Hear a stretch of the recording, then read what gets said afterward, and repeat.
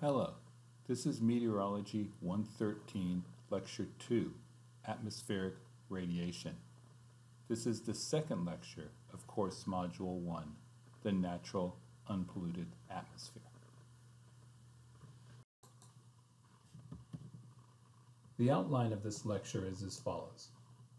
First, we will cover the fundamentals of atmospheric radiation. This will span four main topics. First, we will define and present some main properties of radiation to lay the basis for later lecture material. We will then cover the radiative emission spectra. This describes wavelengths of radiative emissions from an object, from shortest to longest across the spectra. Within this, familiar terms such as ultraviolet, visible, and infrared radiation will be defined. After this, we can then distinguish particular properties of solar radiation, or radiation emitted by the sun that enters the Earth's atmosphere, and terrestrial radiation, or radiation emitted by the Earth's surface and atmosphere that propagates outward from the Earth to space. We will then present absorption of radiation by specific atmospheric gases, and its dependence on wavelength of radiation for specific gases. From covering these fundamental topics of atmospheric radiation, we can then proceed to cover the second main topic, which is stratospheric ozone layer. We will describe what ozone is, how a high concentration layer of ozone forms in the stratosphere due to the specific interactions between ozone gas and sunlight in the stratosphere, and why the ozone layer is important for maintaining a suitable environment for life at the surface.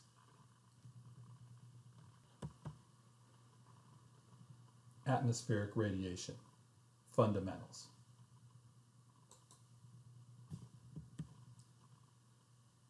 So what is radiation? In simple terms, it is the transfer of energy by propagation of electromagnetic waves.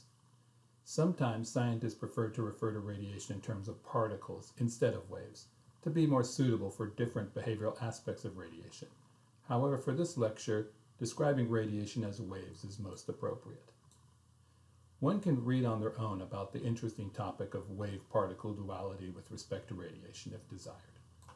Radiation is among three ways energy is transferred from one object to another.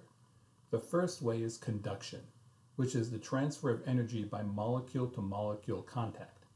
An example of conduction is the heat you feel in your hand when holding a warm cup of coffee or tea. The second way energy is transferred is by convection, which is the transfer of energy by fluid motion. An example of convection is how a convective oven cooks food, or how a convective space heater warms a room. Convection is also how heat is transferred throughout the atmosphere by air currents, winds, storms, and other weather systems. Finally, radiation transfers heat by propagation of electromagnetic waves. The interesting and unique thing about radiation, compared to conduction and convection, is that radiation does not require matter. That is, electromagnetic waves can transfer from one object to another even if there is no form of matter between the objects. This is the reason radiation can transfer across outer space, for example, from the sun to Earth. Contrarily, conduction requires molecular contact for heat transfer, and therefore matter, and convection requires movement of a fluid, for example, water or air, for heat transfer. We now highlight some main properties of radiation. First, as we mentioned in the last slide, radiation can transfer in a vacuum as well as through matter. Second, all bodies with a temperature greater than absolute zero emit radiation. Third, in a vacuum, radiative waves travel at the speed of light, which is 3 times 10 to the 8th meters per second, or 300 million meters per second. Fourth, radiative energy is transmitted as waves of various wavelengths, or various frequencies, as it also is expressed. Ranges of radiative wavelengths are given different names, as we will see on the next slide. Fifth, shorter, higher frequency waves are more energetic per wavelength than longer, lower frequency waves. Sixth, and finally, warmer objects emit more radiation at all wavelengths than cooler objects.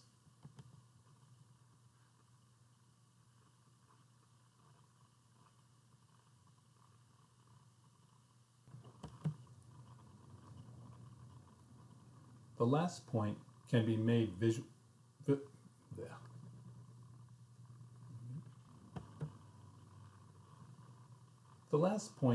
visualized through infrared camera images of the human body. On the left is an image of the human body.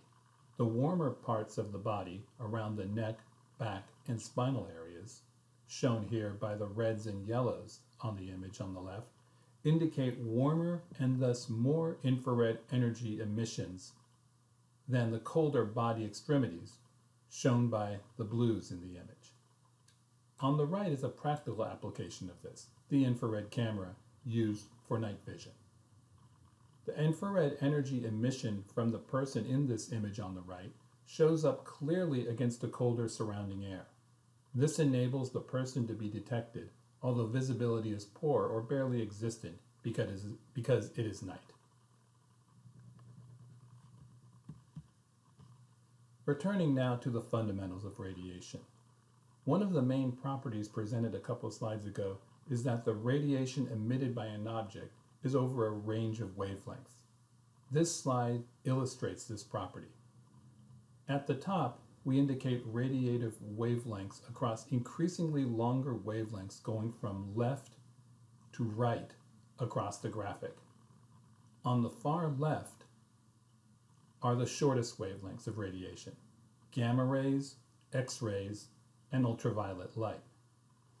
As presented a bit ago, these are the most powerful energetic waves. On the far right are the longest wavelengths: infrared, microwave, and radio waves. The wavelengths in this diagram span from as short as 10 to the minus 12 meters, or 1/1,000,000th of a millimeter in length, for gamma rays and similar types of very short-wave radiation, to as long as hundreds or thousands of meters for microwaves and radio waves.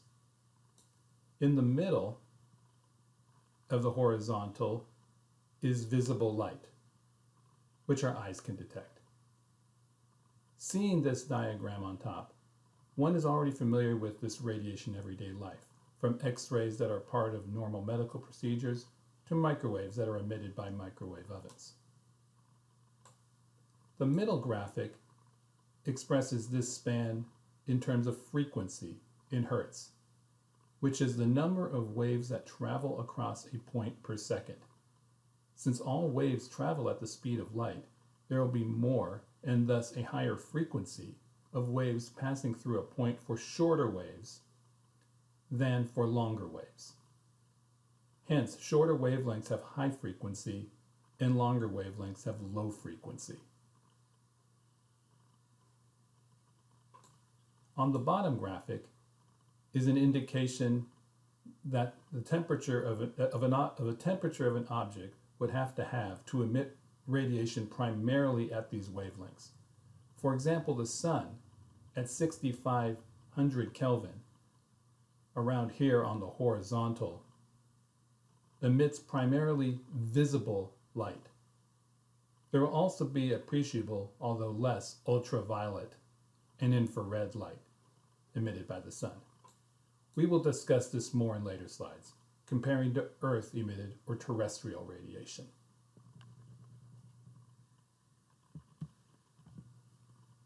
This graphic is as the previous, but emphasizes the ultraviolet, visible, and infrared portion of the spectrum.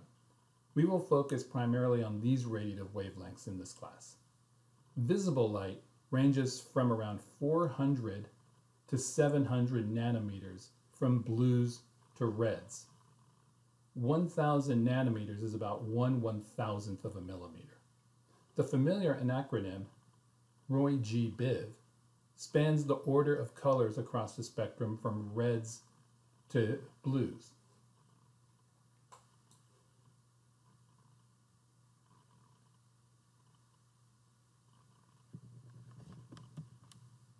So some summary points of what we just covered. Radiation is a form of energy emitted from a body or object. It propagates outward from the object in the form of electromagnetic waves. The waves span a range of wavelengths. Short wavelengths are more powerful and are emitted at higher temperatures.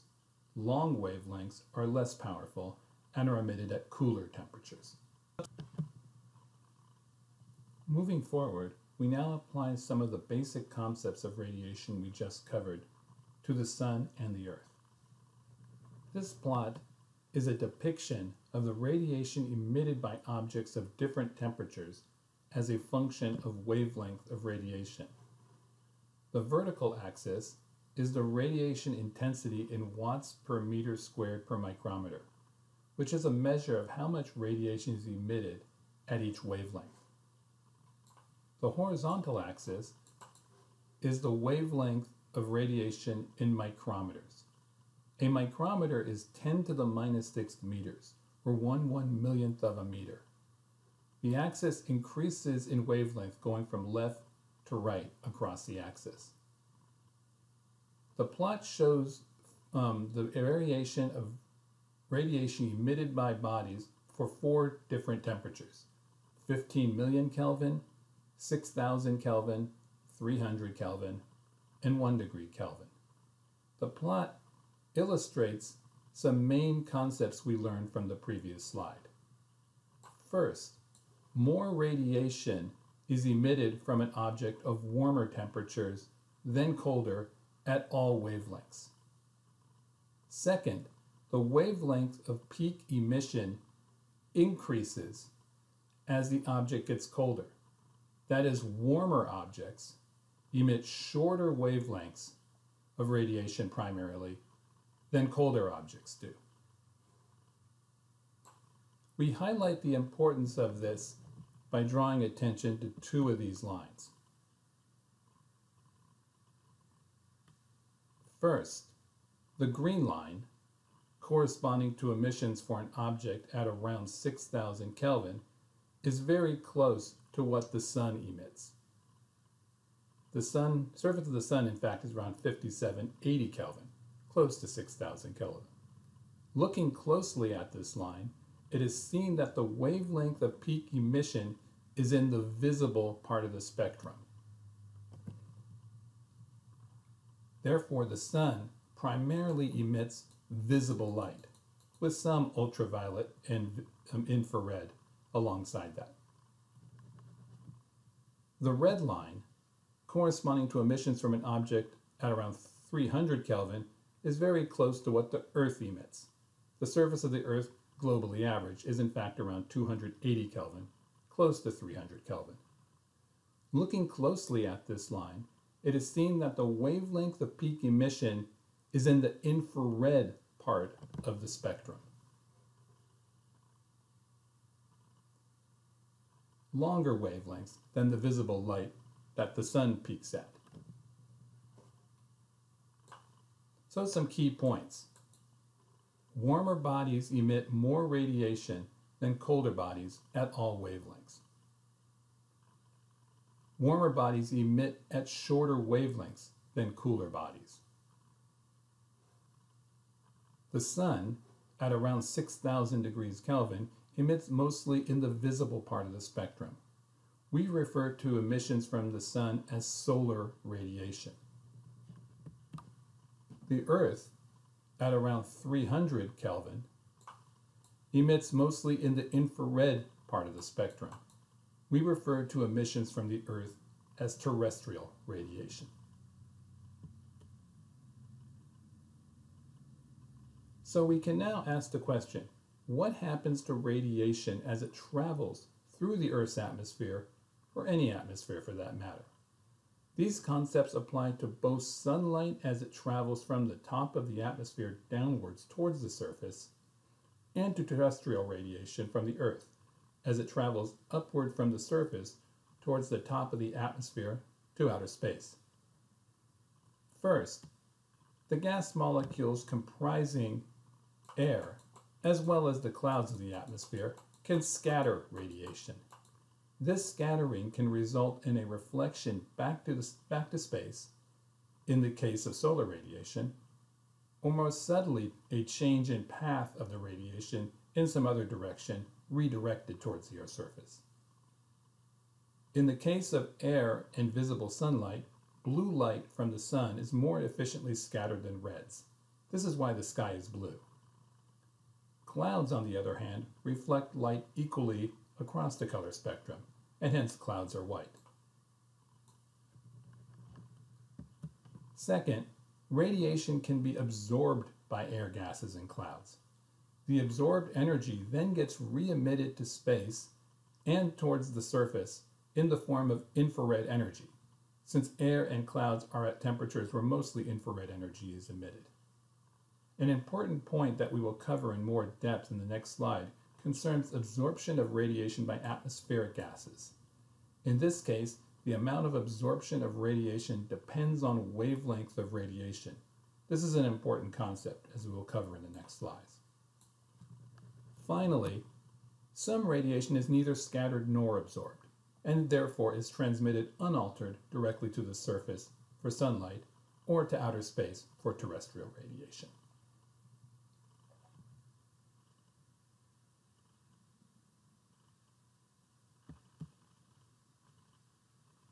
The absorption of radiation by atmospheric gases and its dependence on wavelength is shown here for selected important gases and for the total atmosphere in this graphic. Selected gases here on the top 4 panels and the total atmosphere here on the bottom. We will define this in more detail shortly. The top 4 panels depict percentage of radiation passing through certain gases that get absorbed by the gas. The vertical axis, ranging from 0 to 100%, indicates the percent of radiation absorbed at certain wavelengths, indicated by the horizontal axis. The horizontal axis spans the ultraviolet, visible, and infrared part of the spectrum. The 4 main gases depicted from top to bottom on this graphic are methane, oxygen and ozone combined, carbon dioxide, and water vapor. The bottom panel is what we call the total atmosphere, which is the combined effect of these as well as other gases not shown on this graphic. The key point from this graphic is that absorption of radiation by gases is strongly dependent on wavelength of radiation. For example, carbon dioxide, shown here by the middle panel, has no radiation absorbed in the ultraviolet and visible part of the spectrum, but for certain wavelengths in the infrared has 100% or lower but appreciable amount of radiation absorbed. Other gases have similar behavior, but the spectrum looks different in that a different set of wavelengths absorb predominantly depending on the gas in consideration. In fact, each gas has its own absorption signature in terms of which radiation of wavelengths are absorbed. Looking more closely now, we can see some important consequences. First, we notice that visible light emitted by the sun is not absorbed much by atmospheric gases, and therefore much of it passes through to the surface either as direct transmission or indirectly after scattering the surface by gases and clouds. On the other hand, much of the Earth's or terrestrial radiation is absorbed by atmospheric gases. The main gases responsible are water vapor, carbon dioxide, and methane. These are called greenhouse gases since they act to trap, through absorption, infrared energy from the Earth within the atmosphere, keeping the Earth warmer than it otherwise would be. Also, we point out that much of the ultraviolet radiation from the sun, powerful shortwave radiation, is absorbed by oxygen and ozone. This occurs in the stratosphere, as we will discuss shortly. and provides a shield blocking this powerful, damaging radiation from reaching the surface. So some key points. The plot indicates the percentage of radiation passing through various gases that is absorbed by the gas, depending on the wavelength of radiation. Visible light, also called solar, is a part of solar radiation, generally passes through gases without much absorption. On the other hand, substantial amount of infrared radiation, or radiation between 1 and 30 micrometers, approximately, out here on the right side of these graphics, is absorbed by greenhouse gases such as carbon dioxide and water vapor. This absorption acts to keep radiation from Earth within the atmosphere, keeping the planet warmer than it otherwise would be, also called the greenhouse effect. Finally, oxygen and ozone absorb most of the ultraviolet radiation emitted by the sun in the stratosphere.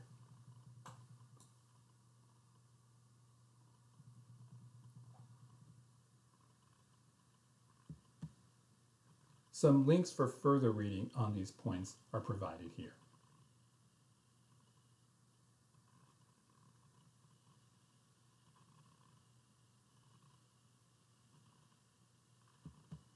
Stratospheric ozone layer.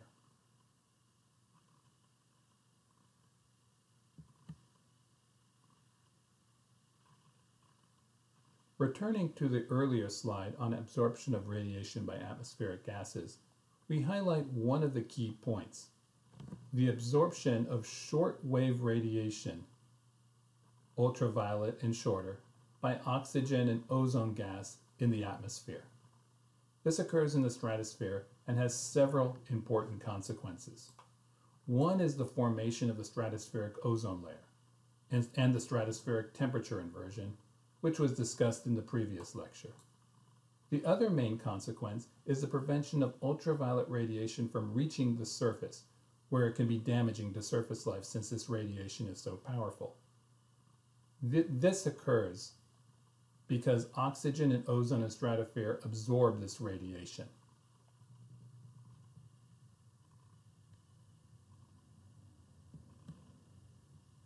This graphic illustrates how shortwave radiation from the sun is absorbed in the stratosphere and does not reach the surface. The graphic is a vertical cross-section of the atmosphere spanning the 4 layers of the atmosphere: the troposphere, the stratosphere, the mesosphere, and the thermosphere. The horizontal spans very short gamma rays through ultraviolet, through visible, and into a portion of the infrared. The key points from this graphic are as follows. First, it can be seen that practically all high-energy short solar wavelengths, gamma, X-rays, and ultraviolet, do not reach the surface. This is because of absorption of this radiation by atmospheric oxygen and ozone. This occurs in the stratosphere. This is protective of life at the surface since this prevents these very high energy wavelengths from reaching the surface. Visible light, however, is unaffected since it is not absorbed by oxygen and ozone. Visible light, therefore, reaches the ground. More specifics on this process are shown here. The vertical axis is altitude, increasing from 0 to 60 kilometers above the surface, around the top of the stratosphere. The horizontal is an indicator of levels of ultraviolet radiation, oxygen, and ozone gas increasing to the right. The key points from this are the removal of ultraviolet radiation by oxygen and ozone as sunlight penetrates further in the stratosphere. This is seen by the red line, where ultraviolet is largely removed from the radiative stream by 30 kilometers above the ground. This is the second, an ozone concentration maximum forms at around 30 kilometers. This is the stratospheric ozone layer discussed in the last lecture and earlier in this. We will cover more specifics on how the ozone layer forms shortly.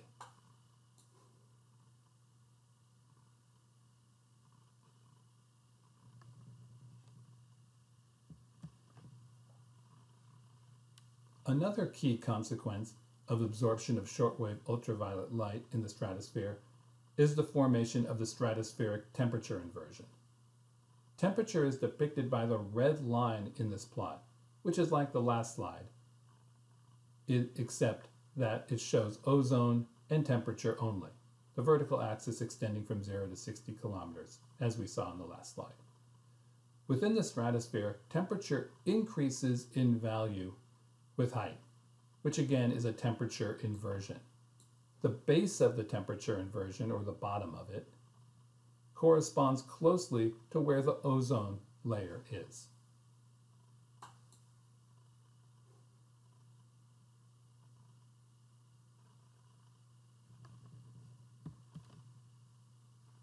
The beneficial effect of the ultraviolet absorption and ozone layer in the stratosphere is highlighted in this slide. UV radiation can be divided into near UV, the longer wavelength portion of ultraviolet radiation closest in wavelength to visible light, and far ultraviolet, the shorter wavelength portion of UV radiation. Near UV can be further divided into UVA-A, UVB, and UVC. The far UV portion is absorbed primarily by oxygen as it travels from the top of the atmosphere through the stratosphere, whereas the near UV portion is mainly absorbed by ozone in the ozone layer.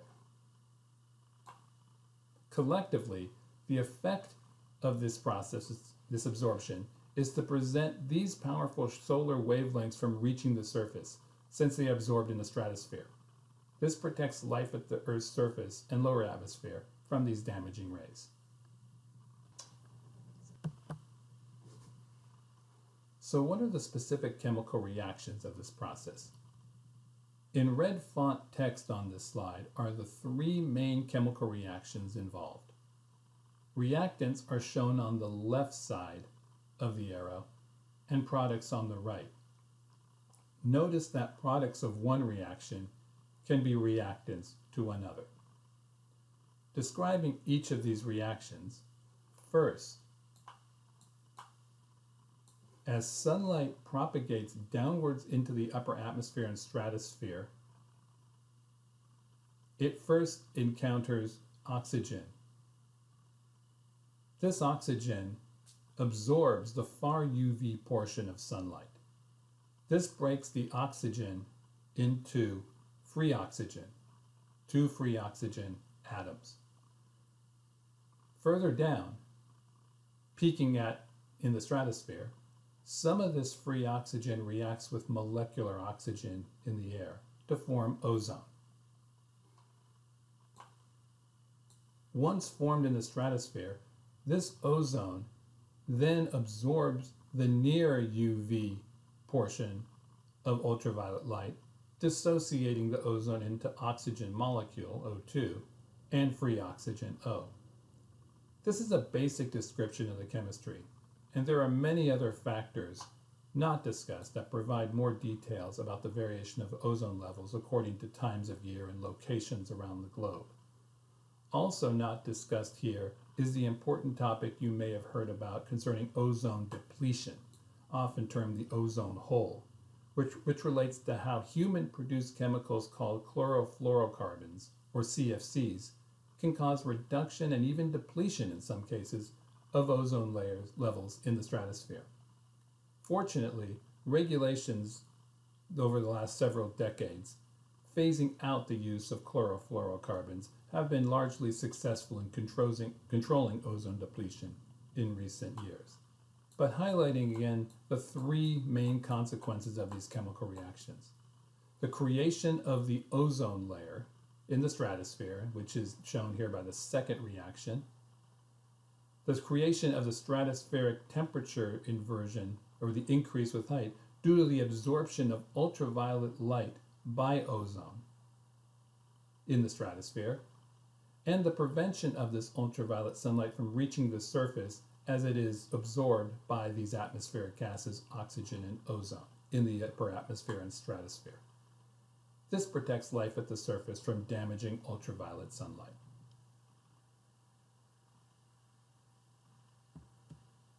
Some links for further reading on these topics is provided here.